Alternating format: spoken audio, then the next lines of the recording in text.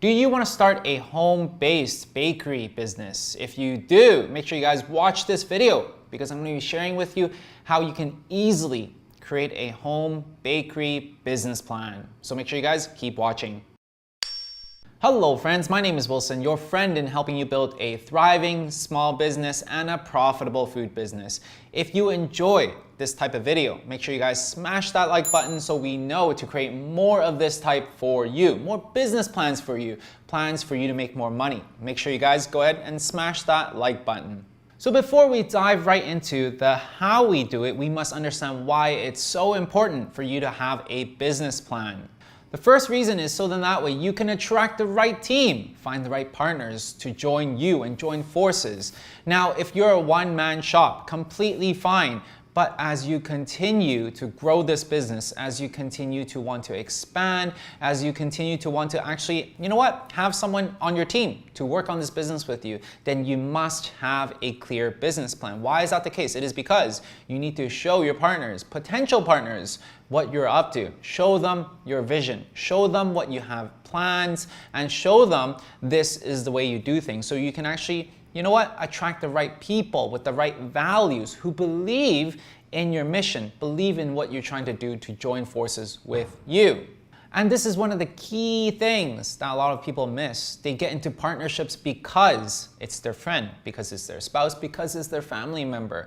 And oftentimes, it turns into a very sour relationship. And it's no one's fault aside from the person that proposed the partnership. And the reason is because you, as the person that is the sole driver of the business, you must identify your values, what you believe in. So then that way you can see whoever you bring on board, whether their values align with yours, whether they actually understand your vision, whether they are bought in to what you're trying to create. And only then do you want to bring them on board. Only then will they have a good partnership. So definitely do not skip this step.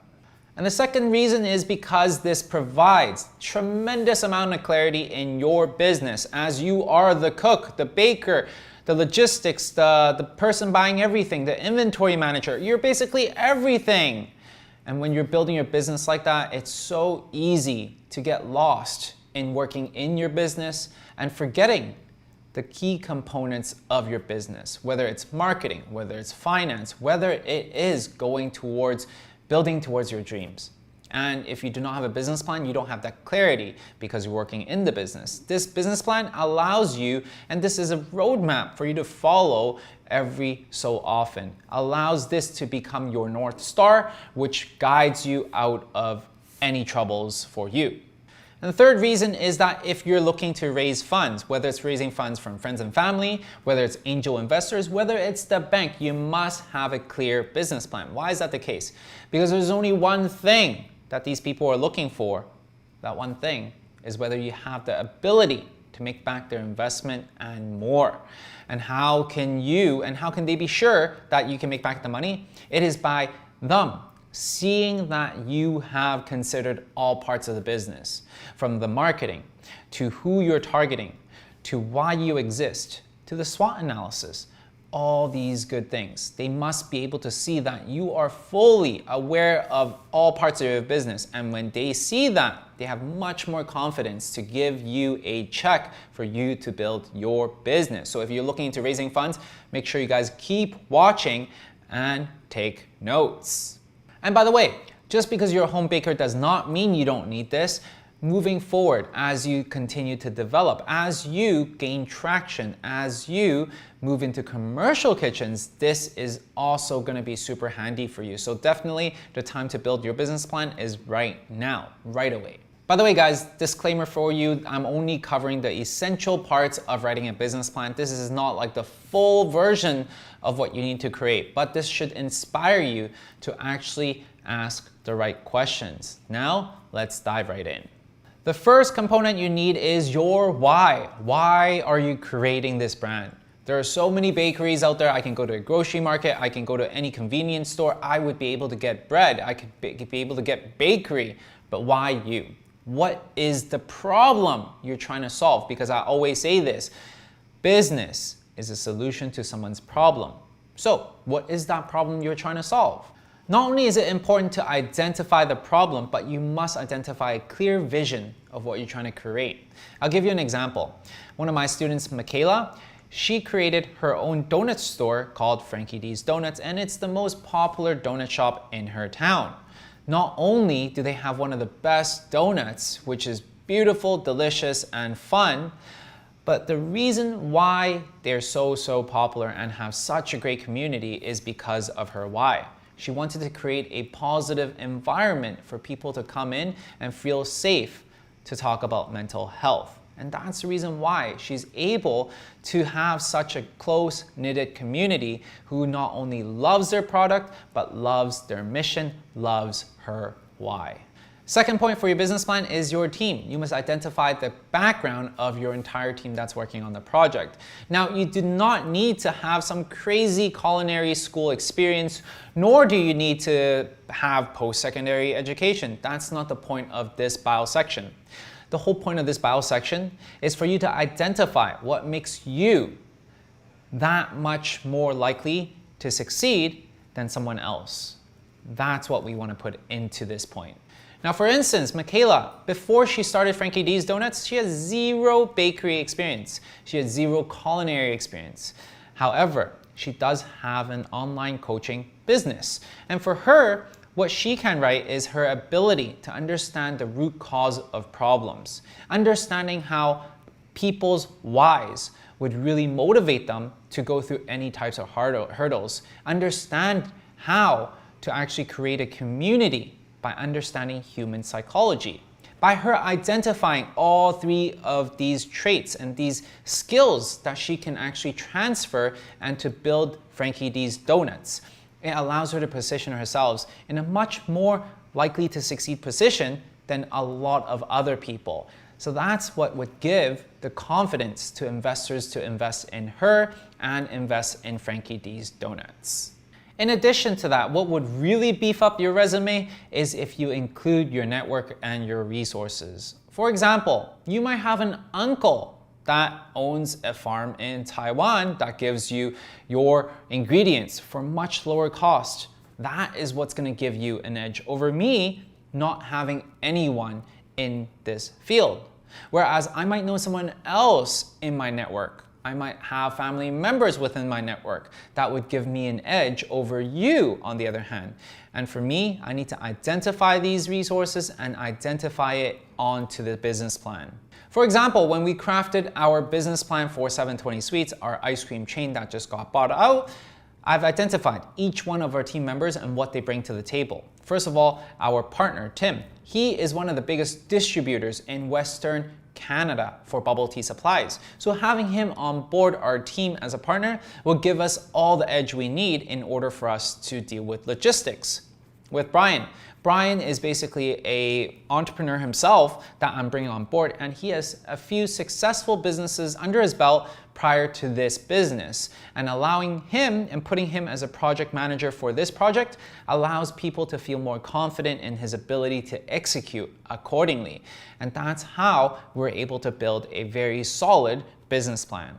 After all, guys, the whole point of this section is to let people know who you guys are and what makes you much more likely to succeed than anyone else by your execution and by your background. Third point for your business plan is your target market. You must identify your target market in order for you to understand what the problem is. Once again, business is about providing a solution to someone else's problem. We must understand this. Without understanding who it is that you're serving, then how can we understand that person's problem? With each and every single person, and for different occasions, different age, and also different life cycles, they all have different types of problems. Now, after we have an assumption on who it is that we're trying to target, we must profile them.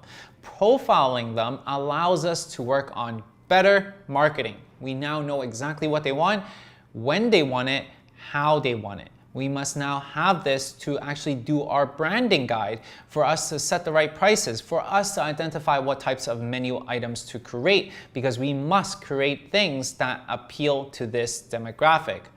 How do you profile? Well, we must know exactly what they're looking for. We must know how old they are, where they are in their career, where they are in their personal life right now. Are they married? Are they single? Do they have kids? What interests do they have? Do they like to go out and play sports?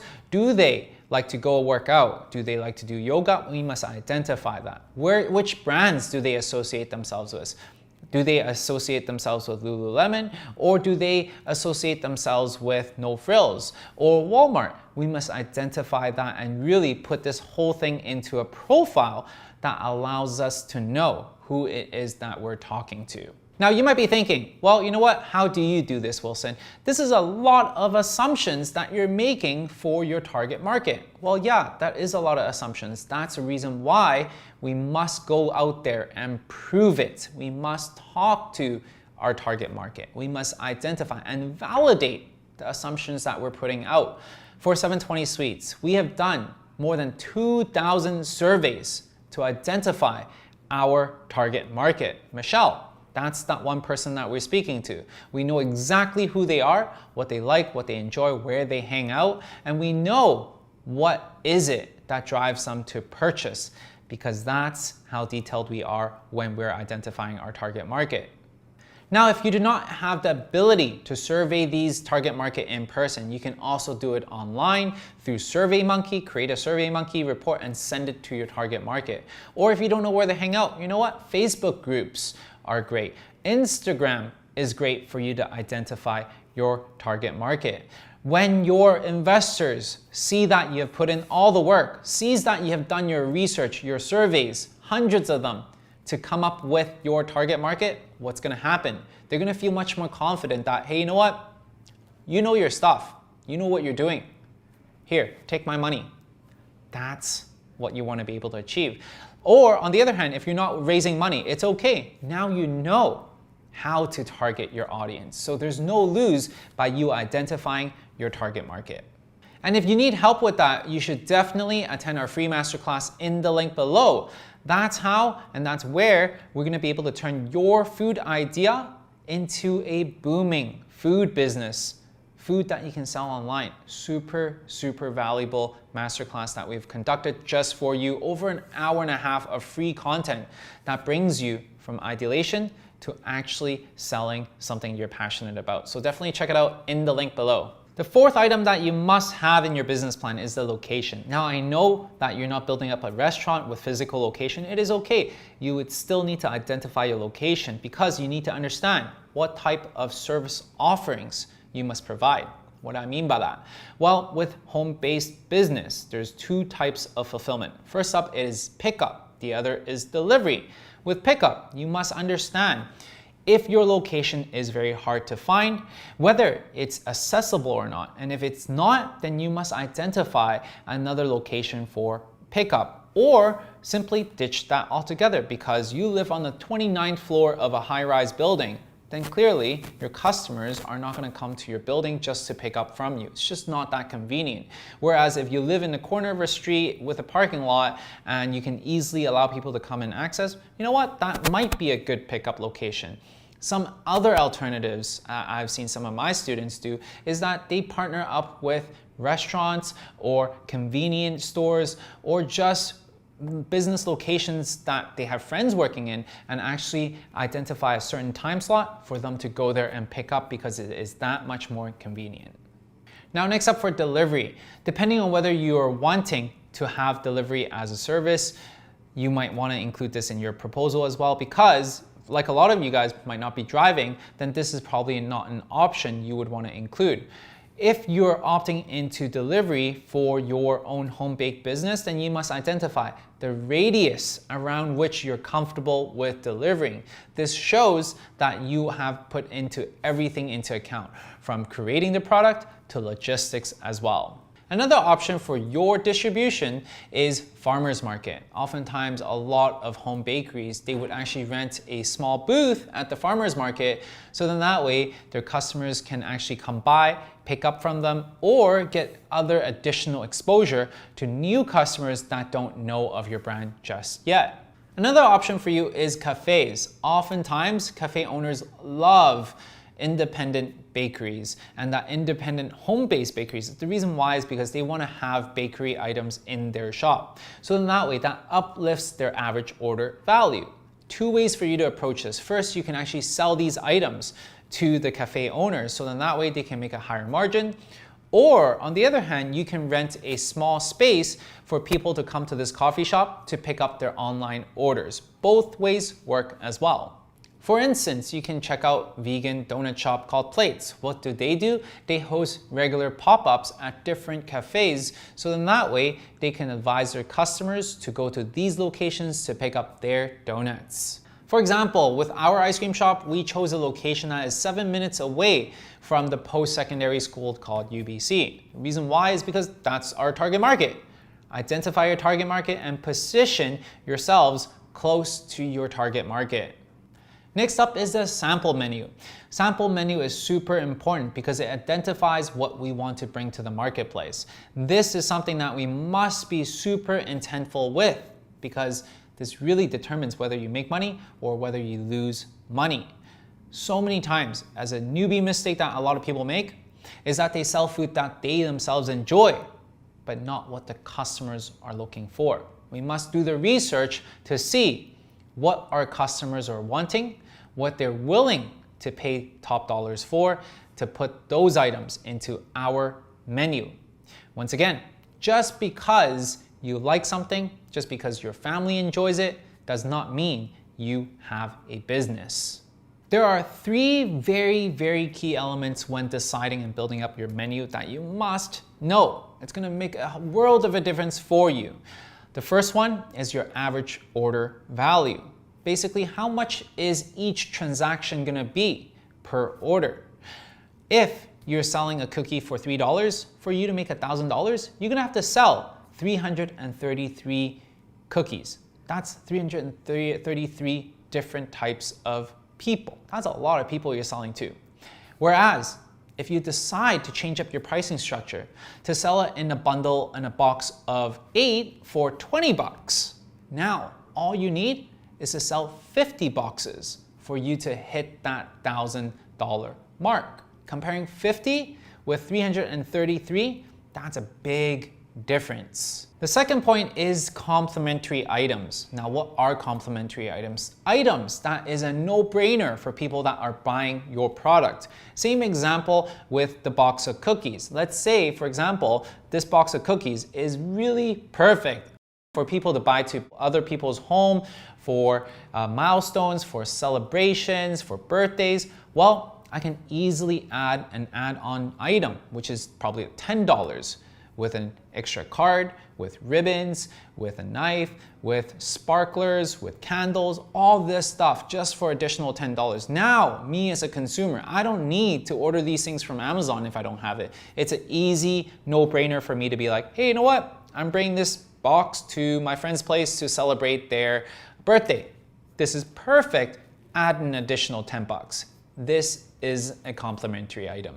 And the final point is the cost of goods sold. So many people fail at this point because they just don't do their math. We're gonna get a little bit more into this in a bit, but cost of goods sold of your item is crucial for you to identify the price that you're setting your menu item at. If you do not price accordingly, every product that you sell, it's gonna be at a loss. You're gonna be working for a full year without realizing that you just didn't make any money. So we must identify our cost of goods sold in order for us to put the right price on the item, so then that way you can actually make some money. All in all, for you to actually identify your menu, the best thing for you to do is validate it with your target market. Survey them, tell them this is what you plan on selling. Is this a good complementary item? Is this what you would be willing to pay for my goods? This would allow you to have the best and most accurate numbers, which again, when your partners, when your investors come and challenge you and ask you, why are you selling cookies for $5? Well, now you can share with them. I interviewed 50 people and they're willing to pay a range of roughly $4 to $6 for this product. And that's the reason why we're selling it at $5. Now they're gonna be impressed. Next up is your brand. Guys, so many people mistaking branding equals logo. Very, very not true. It goes beyond logo. It's the logo, it's the website, it's the colors, it's how you make people feel. Branding is a living thing, guys. It has to be consistent with all your channels. How you talk, how you respond to people. This is your brand in essence. You must be able to have your own character and make sure that everything is consistent. Either it's your Instagram, either it's your Yelp reviews, whether that's your website, or even your menu items. This is where you get to live your brand out and bring that out to life. So identify all the pieces which your customers would have interactions with and be intentful with each and every single of these encounters. That's how you're going to be able to give that feeling. And the more aligned each of these platforms are, the more trust that you can invoke with your customers. Imagine for one thing, you go to my Instagram, it talks about one thing. You go to my website, it talks about a different thing. You go on my YouTube, it's a completely different thing. This disalignment creates doubt. Doubt is not why I would ever buy anything from you. That's the reason why. Having consistency, adding on to the elements, adding on to the logo is what branding is truly about. As an example, my friend over at Big Stick Willies, they cater to this fun, meme, hilarious, humorous culture. So everything on his site really caters to that. And that's why they're targeting a very specific clientele and they do such a great job with it. The whole point of this whole section is to be able to bring your vision, bring it into reality, let people see it. Visually seeing your vision is what you're trying to do, and that this bleeds into everything that you do, from how you name your items to how you actually do your graphics to the colors you use and to the language that you use, bleeds into everything that you do, and you must be intentful with every single interaction. Next up is a SWOT analysis, which stands for strength, weakness, opportunity, and threats, guys. Strength, what is it that makes you special and what makes you have an advantage over your competitors? Whether it's the ingredient you use or your suppliers or your food costs, whatever it is, identify that strength. Weakness, what is your weakness over your competitors? Whether it's distribution, whether it's brand name, you must identify that. What are some of the opportunity in this space that gets you super excited?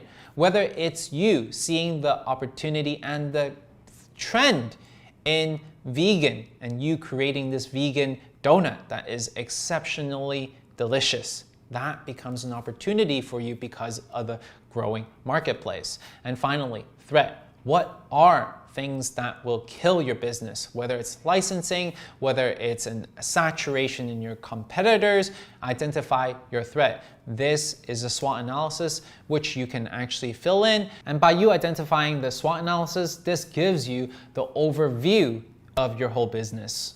Next up is the marketing aspect, the fun stuff, by you identifying your market plan of how you plan on going to market, whether it's influencer marketing, whether it's IG marketing, whether it's TikTok marketing. This allows me to understand as an investor how you plan on gaining traction for your business. Now, if you identify that, you know what, first off, we're gonna spend $5,000 on Facebook ads. You know what? That's gonna raise a lot of red flags in my eyes because me as being a digital marketer, I understand that running ads before you figure out your product demand, you know what? That's a red flag because at the end of the day, it's just not gonna work. Average order value is not high enough, things are not adding up. Whereas if you're sharing with me that, you're gonna be focusing on Instagram and TikTok content. By creating organic reach, by creating great content consistently on a daily basis, then you know what? It sounds right for me because I understand the power of TikTok, the power of Instagram, the power that you can actually blow up with very little money. And this is what would give me a lot of confidence that you will be successful. Now, speaking about Instagram and TikTok and all the online platforms, if you're interested in learning how to turn your food idea into a booming business selling food online, then definitely you must attend this free masterclass, over an hour and a half long of free content specifically for you. Check it out in the link below. And finally, guys, your numbers, the financials. You must identify all your finances, because this allows your investors to know that you've got your base covered. So with your financials, what is some of the things that you need to include? Well, the projections. So projections on basically how you're going to get the money back. The burn rate. How long can you go with your business with the current cash flow that you have? The cash flow analysis. What is your monthly expenses? How long can you go without any orders coming in before you cannot sustain anymore? And these are just some examples of financials that you must know. Along with that, you must have a cost and benefit analysis, so in that way you can figure out whether what you're selling is actually going to be profitable for you.